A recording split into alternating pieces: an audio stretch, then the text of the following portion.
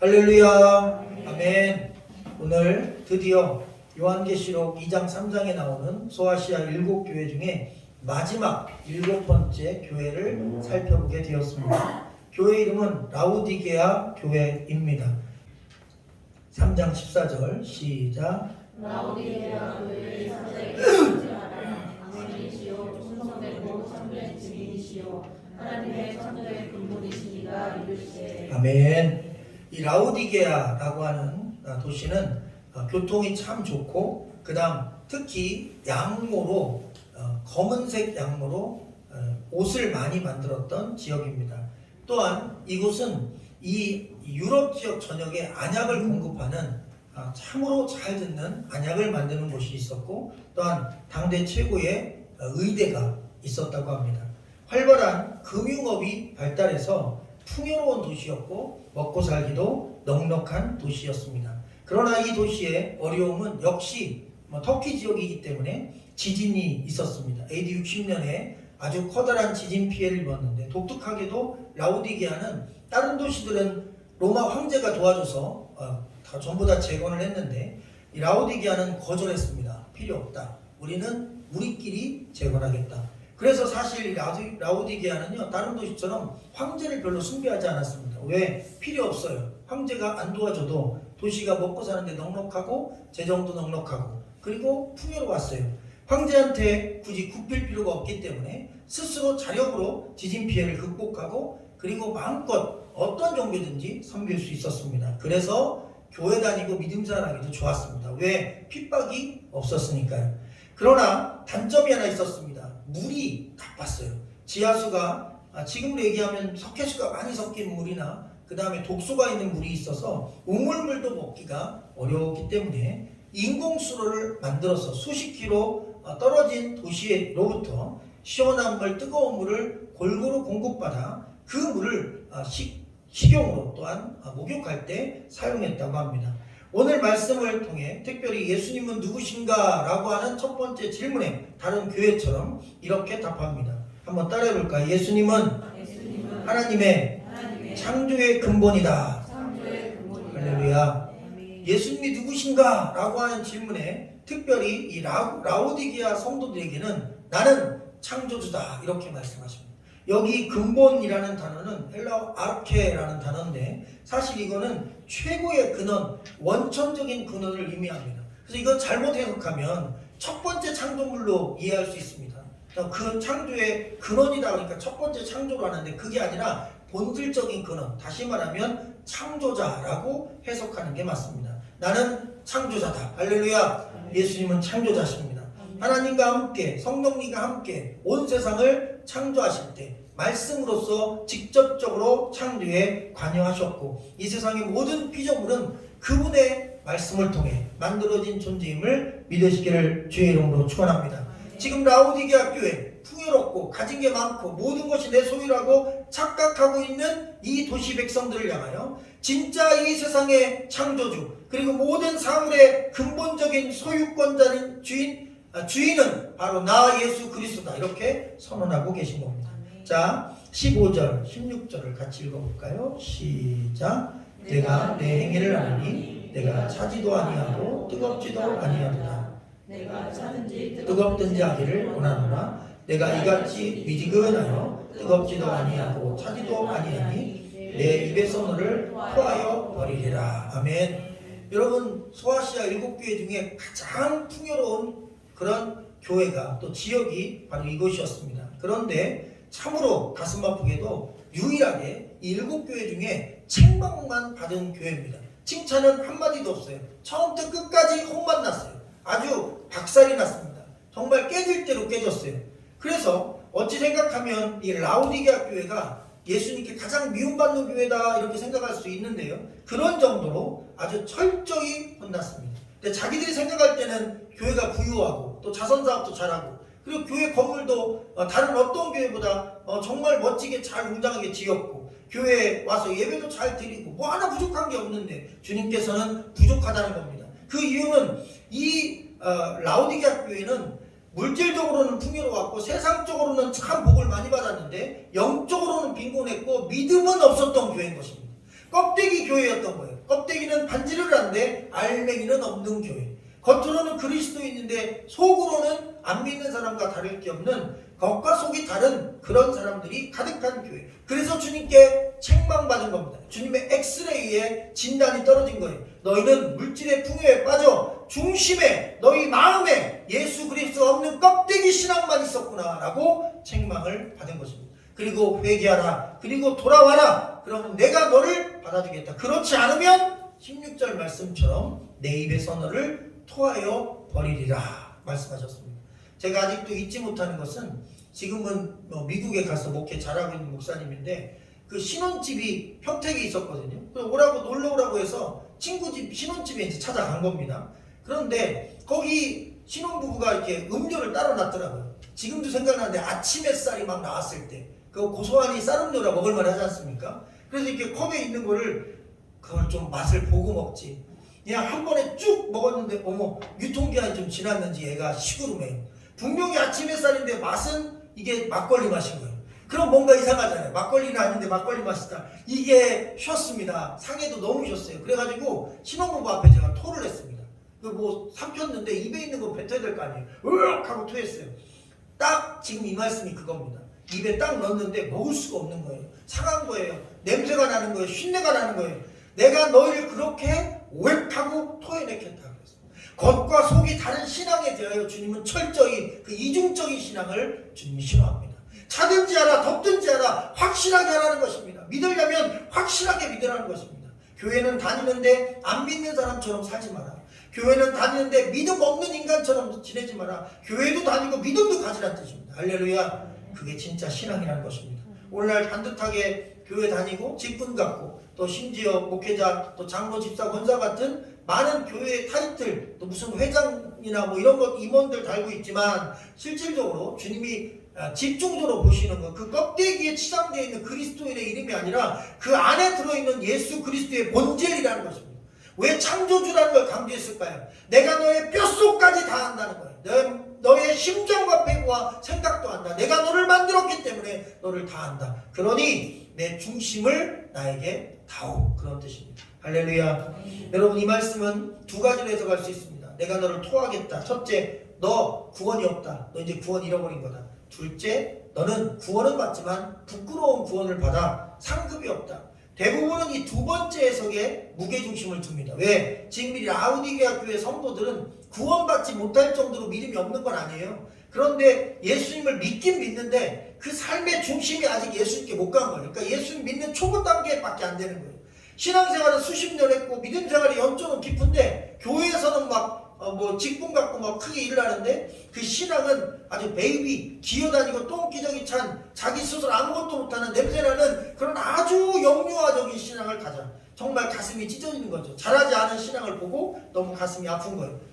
그래서 구원이 없다라고 보기보다는 부끄러운 구원밖에는 받지 못한다라는 책망으로 이해하면 더 정확할 것입니다.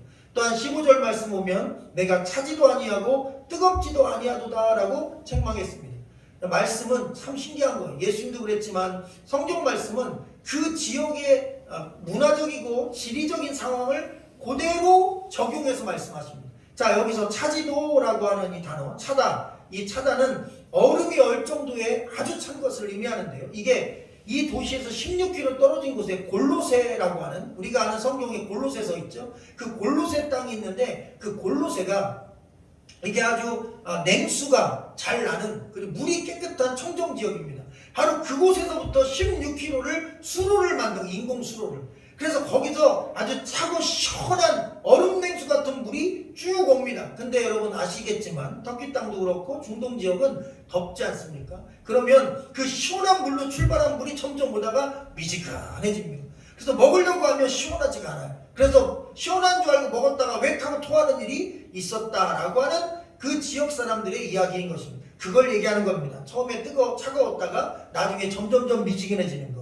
두 번째, 뜨겁다라는 단어 있는데 이것은 주변에 역시 히에라볼라라는 도시가 있습니다. 그런데 이 히에라볼리에 있는 아주 뜨거운 온천수가 유명한데 그 온천수를 역시 아주 긴 수로를 통해서 받아요. 근데 이 온천수도 문제인 거예요. 왜? 뜨끈뜨끈하게 펄펄 끓는 온천수를 받았는데 이게 오면서 또 반대로 이거는 식네요. 그래서 모든 물이 차가운 물도 얼음물도 온천수도 전부 다 이 라오디게아에만 도착하면 미지근해졌답니다. 그래서 먹을 때 그냥 죽지 않으려고 먹는 거지 사실 그 물맛이 별로 그렇게 좋지 않았다는 것입니다. 바로 도시 사람들이 그 물을 먹을 때마다 야 이거 좀 시원하면 좋겠다, 또 물을 먹을 때마다 이거 좀 뜨거우면 좋겠다, 이런 아쉬움을 갖고 그렇게 먹었던 것처럼 그렇게 아쉬움을 가졌던 도시 사람들에게 주님이 아쉬움을 얘기하는 겁니다.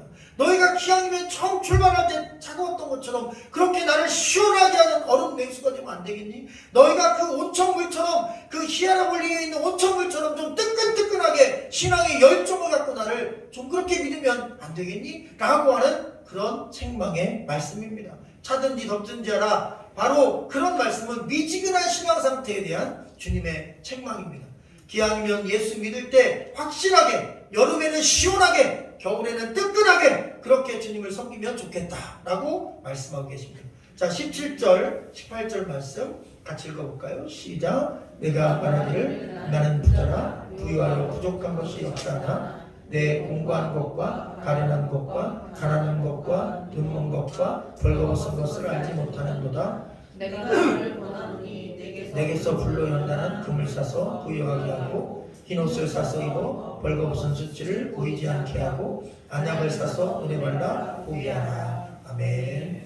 여러분 17절에 보면 나는 부자라 부유하여 부족한 것이 없다 이렇게 스스로 그들은 늘 얘기한 것입니다. 나는 부자다, 부족한 게 없다, 나는 넉넉하다, 믿음 생활도 그 다음 내 경제 생활도 아주 문제가 없다. 근데 그 문제가 없는 게 문제인 것입니다. 왜냐하면 너무 외적으로 평화롭고 부유하고 그리고 평탄하다 보니까 신앙의 열정이 없고 교회 다니는 어떤 뜨거운 하나님을 향한 마음도 없어지고 그냥 무뎌지는 것입니다. 사람이 환경 좋아지면 믿음이 좋아질 것 같은데 환경 좋아지면 믿음이 약해지는 경우가 많답니다. 고난이 맞으면 믿음이 없어질 것 같은데 오히려 고난 중에 더 강력하게 주님을 만나고 그 은혜를 경험하여 불꽃 같은 정금 같은 신앙을 갖게 되는 경우가 많다는 것입니다. 인간은 별 볼 일 없습니다. 편해지면 하나님 잘 안 찾아요. 어려워지면 하나님 간절히 찾아요. 그래서 말하는 겁니다. 왜 너희는 어려울 때만 나를 찾니? 편안할 때도 변함없이 나의 마음과 영혼을 간절히 갈망하는 믿음을 가져라. 그렇게 오늘도 말씀하고 있는 것입니다. 여러분 라우디게아 교회 성도들은 특별히 구원만 받으면 된다는 생각을 가진 것 같아요. 한마디로 천국 보험만 확실하게 들어놓고 교회만 왔다 갔다 한 겁니다. 그리고 일상생활을 산 거예요. 자, 17절에 주님이 영적으로 진단하신 영적 진단표가 있는데요. 첫째, 너희는 곤고하다라는 게 있습니다. 여러분 이 곤고하다는 단어는 전쟁을 통해 모든 것을 잃은 저 우크라이나에 있는 그 안타까운 백성들처럼요. 전쟁이 일어나서 폭격을 받고 뭐 이런 것으로 인해서 모든 걸 다 잃었어. 전 재산을 다 잃었어. 몸만 남았어. 바로 이 영적인 상태가 너희가 꼭 그런 것 같다는 거예요. 너희가 외적으로는 풍요한 것 같지만 영적으로는 전쟁을 만나 다 잃어버린 것처럼 너희가 아무것도 없다. 영적으로. 두 번째, 가련한 것을 알아라. 세상적으로는 행복하다 너희가 말하지만 영적으로는 내가 볼 때 가장 불쌍한 존재다. 너희는 영적으로 불쌍하다. 세 번째, 가난한 것을 알아라. 너희가 물질이 넘쳐나고 돈이 많다, 은행이 막 넘쳐나, 은행에 돈이 넘쳐나고 예금이 넘쳐난다고 자랑하지만 너희들에게 영적인 은혜는 하나도 저축된 게 없구나 라고 책망하는 것입니다. 또한 눈먼 것을 알아라 그랬어요.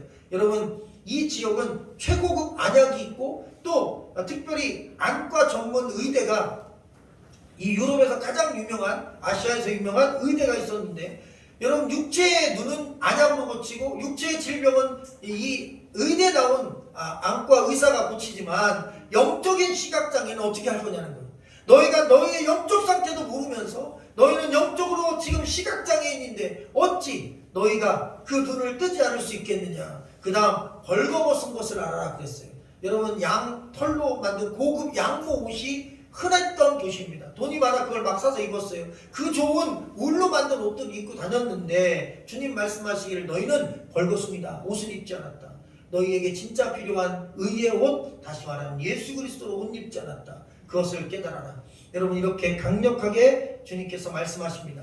라오디게아 교인들은 실상 이럼에도 불구하고 그것을 알아채지 못하는, 다시 말하면 착각하고 신앙생활하고 있었어요. 나는 부자다, 나는 구원받았다, 나는 하나님께 축복받았다, 나는 행복하다, 나는 천국 간다, 나는 상급받았다. 여러분, 상급은 주는 분이 결정하는 거예요. 구원도 주는 분이 결정하는 겁니다. 축복도 주는 분이 결정하는 거예요. 내가 축복받았다고 착각해서 받는 게 아니라 주님이 축복해 주셔야 받는 것입니다. 구원해 주셔야 받는 것입니다. 천국 상급도 그분이 주셔야 받는 것입니다. 모든 주도권이 창조주에게 있는 것입니다. 지금 그것을 가르쳐 주고 계십니다. 자, 18절에 이러한 라오디게아 교회를 위한 주님의 의사의 처방처럼 세 가지 처방이 나옵니다. 첫째는 내게서 불로 연단한 금을 사서 부요하게 하라, 이런 뜻입니다. 여러분, 이 불로 연단한 금이 뭘까요? 정금 같은 믿음이라는 뜻입니다. 다시 말하면 오늘 앞에 에베소 교회에서부터 쭉 말씀하신 너희가 죽도록 충성하라, 이것을 직역하면 죽도록 신실하라, 너희의 신실한 믿음을 목숨 걸고 지켜라 말씀하신 그 말씀처럼 너희는 시련을 통한 믿음, 다시 말하면 죽도록 신실한 믿음을 사모하라, 그런 뜻입니다. 할렐루야. 너희에게 믿음이 부족하다는 뜻입니다. 강력하고 신실한 믿음을 목숨 걸고 지키라는 강력한 요청입니다. 두 번째는 흰옷을 사서 입어 벌거벗은 수치를 보지 않게 하라 말씀하셨습니다. 여러분, 양모로 자기 육체는 꾸밀 수 있어요. 외모를 좋은 비싼 옷으로 가릴 수는 있어요. 그러나 주님이 말씀하십니다. 우리는 하나님 앞에 서야 되는데, 하나님 앞에는 양털옷 입고 가는 게 아니라 하나님 앞에는 예수 그리스도의 은혜의 옷을 입고 가는 것이다. 할렐루야. 그래서 말씀하시는 거예요. 나로 옷 입어라. 나 예수 그리스도의 은혜로 옷을 입어라. 그래야 구원받는다. 그래야 영적인 수치를 당하지 않는다. 너의 죄는 나의 이름으로만 용서받을 수 있다. 바로 그 예수 그리스도의 이름, 예수 그리스도의 은혜의 옷을 입으라는 뜻입니다. 세 번째 처방은 안약을 사서 눈에 발라 보게 하라라고 하는 말씀입니다. 영적인 시각장애를 치유받고 이제 하나님의 말씀인 영적인 안약을 통하여 자신이 영적인 눈이 띄어져서 영적으로 얼마나 부족한지를 깨닫고 믿음 생활에 정진하여 하나님의 참된 믿음의 길을 걸어가라는 말씀을 주신 것입니다. 여러분, 예수님께서 십자가에 달려 자기 목숨을 값으로 주시고 우리를 사셨습니다. 우리는 예수 믿으면 구원을 얻습니다. 그래서 이 은혜를 값없이 주신 은혜입니다. 그런데 사람들은 이것을 값 없는 은혜로 생각합니다. 여러분, 값 없이 주신 은혜와 값 없는 은혜는 다른 것입니다. 여러분, 모나리자라고 하는 그림은 값이 없습니다. 왜? 가격을 매길 수 없대요.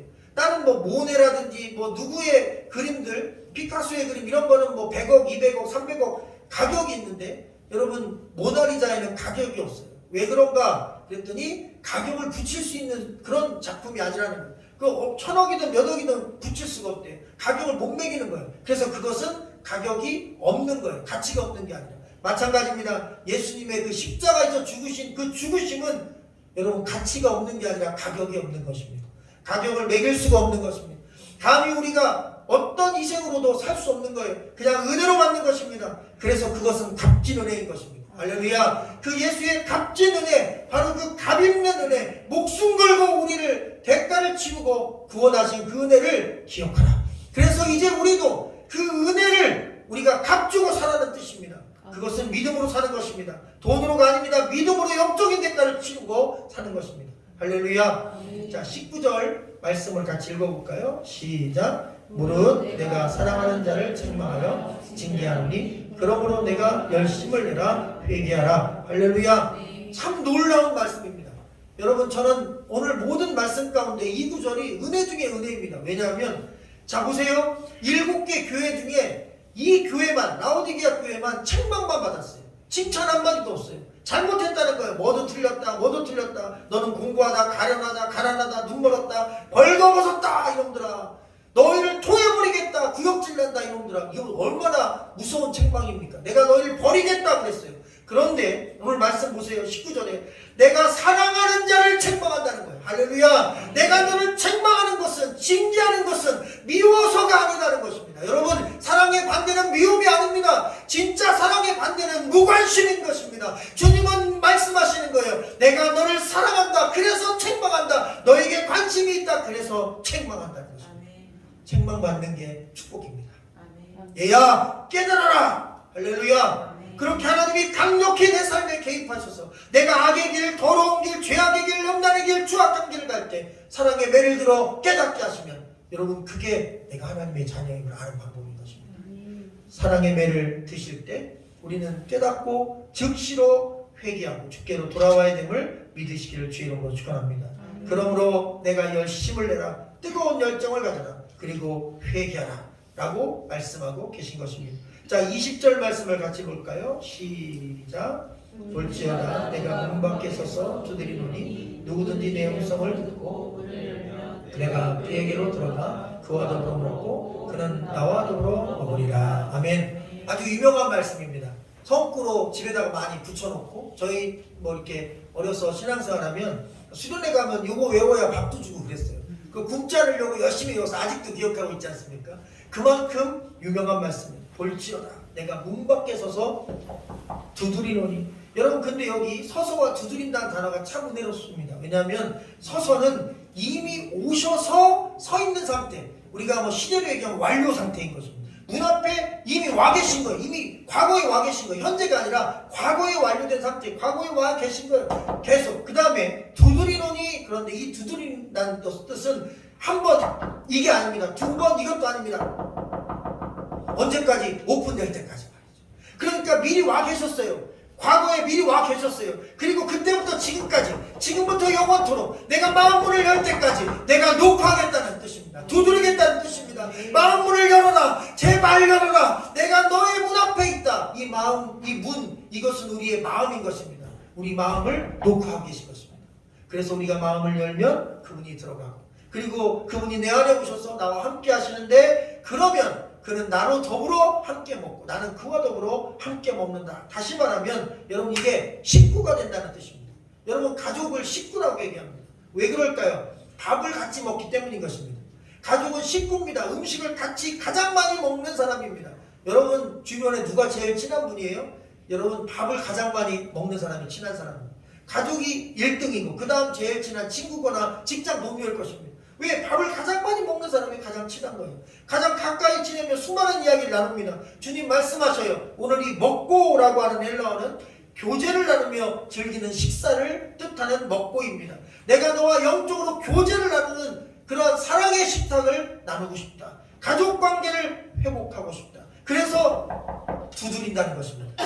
여러분 예수님이 우리에게 진짜 원하는 것이 무엇일까요? 우리가 예수님께 드리는 것일까요? 우리가 예수님에게 뭐 봉사하는 것일까요? 또 예수님이 우리에게 원하는 건 시간을 내서 뭔가 예수님을 위해 많은 일을 하는 걸까요? 예수님은 내가 하는 일에 관심이 있을까요? 아니면 예수님은 나에게 관심이 있을까요? 본질적인 질문입니다. 주님이 관심이 있는 건 내가 하는 일이 아니라 내가 드리는 어떤 것이 아니라 여러분 나에게 관심이 있는 것입니다.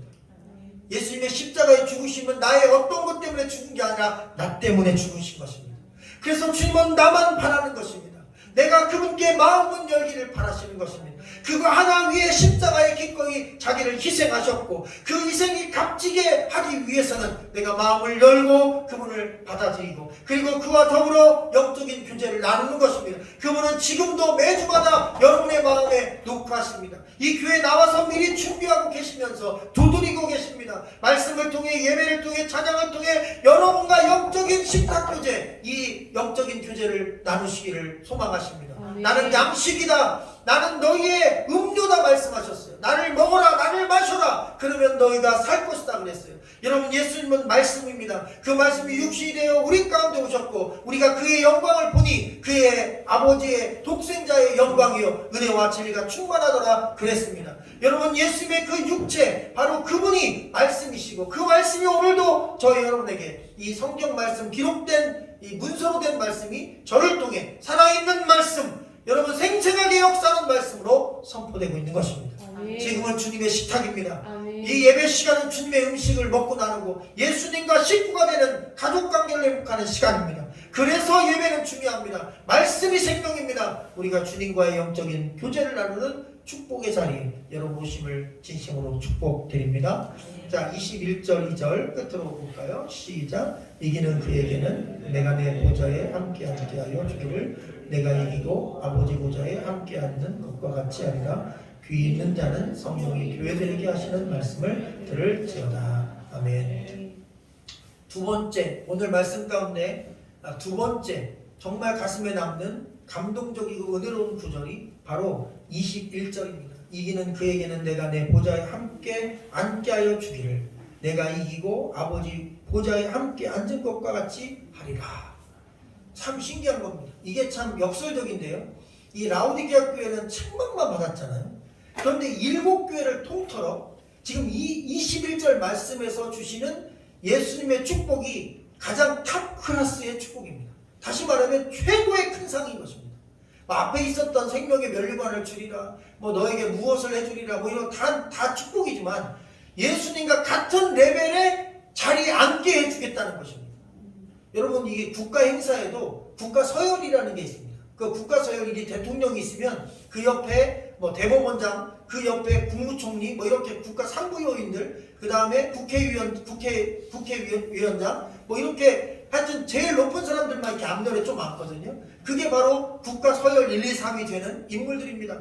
참 신기하고 놀랍게도 주님 말씀하시는 거, 주님이 십자가를 지고 부활하시고 하나님 나라에 가셨을 때 하나님과 함께 보좌에 앉았다고 그랬어요. 근데 주님이 7교회를 다 축복하면서 이기는 자에게 이걸 주고 저걸 주고 다 주겠다고 하셨는데 그 가운데 처음부터 끝까지 책망만 듣고 혼만 난 라오디게아 교회 성도들에게 너희가 만약 내 말을 듣고 뜨거운 신앙의 열정을 회복하고 마음문 열고 나와 함께 십탁교제 나누는 그런 끈끈한 영적 관계를 회복한다면 내가 너희를 이기고 승리한 자, 전쟁에서 승리하고 돌아온 장군이 왕 옆에 앉듯이 내가 너희를 내 옆자리에 앉혀주겠다 그랬어요. 할렐루야. 하나님과 예수님과 함께 한 자리에 앉겠다는 거죠. 우리 그리스도인들에게 이보다 더 큰 축복은 없습니다.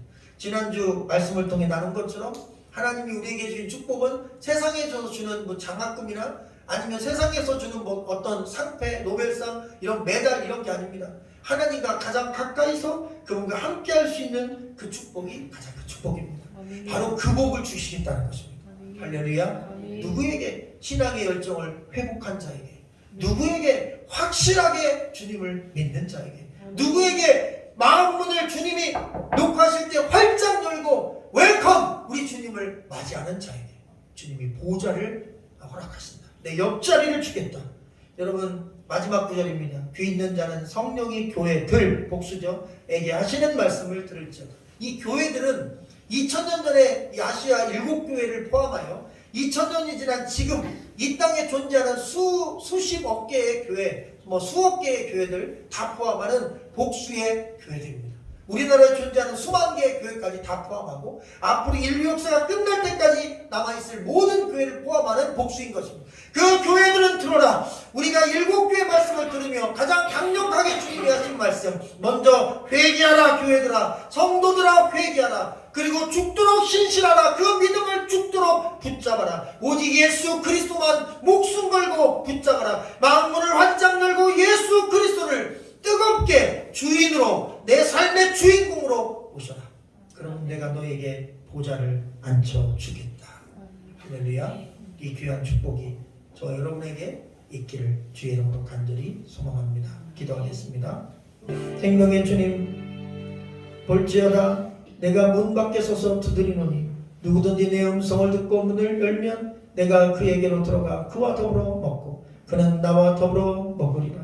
주님이 간절히 갈망하시는 마음은 열고 진심으로 주님을 영접하기 원하시는 그 마음을 우리 성도들이 말씀을 통해 깊이 깨닫도록 축복하여 주시옵소서. 지금 마지막 때입니다. 껍데기 믿음은 아무것도 아닙니다. 진정성 있는 신앙이 필요합니다. 단 한 주를 예배 드려도 믿음으로 드리기를 원합니다. 단 하루 숨쉬고 살아도 진심으로 주님 사랑하며 살다가 주님 부르실 때 천국 보좌 향하여 직행하기를 소망합니다. 위험한 사건 사고가 소식으로 들려집니다. 천재지변이 소식으로 들려집니다. 안타까운 죽음과 사망의 소식이 도처에서 들려옵니다.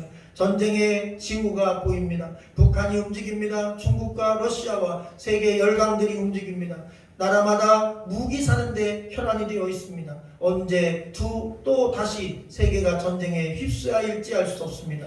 그런 위험한 시기에 더더욱 깨어서 기도하며 하나님 나라 바라며 주의 도우심과 선한 손길을 구하는 믿음의 백성들이 이 땅을 지켜낼 수 있도록 축복하여 주시옵소서. 주여 구하옵나니 온 성도들의 가정이 다 구원받기 원합니다. 나만 천국 가는 게 아니라 우리 가족들 함께 가게 하옵소서. 우리 귀여운 아이들도 함께 예수 믿고 구원받게 하옵소서. 또한 아버지 주여 직장 동료 주변 사람들 또 코로나 기간에 믿다가 쉬고 방황하는 영혼들도 참 많습니다. 그들을 인도할 수 있는 우리 성도들 또 우리 성도들의 아버지 주여 삶의 여정 신앙의 여정이 되도록 축복하여 주시옵소서. 지금은 우리 주 예수 그리스도의 은혜와 하나님 아버지의 극진하신 사랑하심과 성령님들 교통 인도하사 마음문 활짝 열고 주님을 영접하고 뜨겁게 주님을 사랑하기로 작정하고 돌아가는 죽도록 신실하게 주님을 붙잡기를 소망하고 돌아가는 우리 모든 성도들의 심령 속에 하늘 보자 영광을 허락하시옵시기를